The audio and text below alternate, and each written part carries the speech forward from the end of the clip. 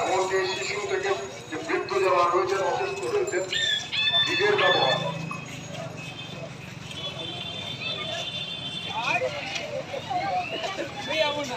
নিজের ব্যবহারের বিরুদ্ধে আমাদের কথা বলতে হবে।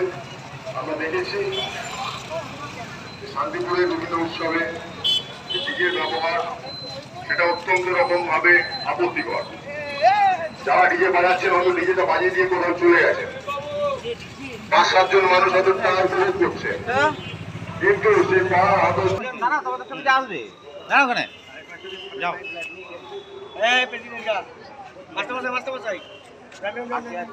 সৌরভ ভাই সব আসুন।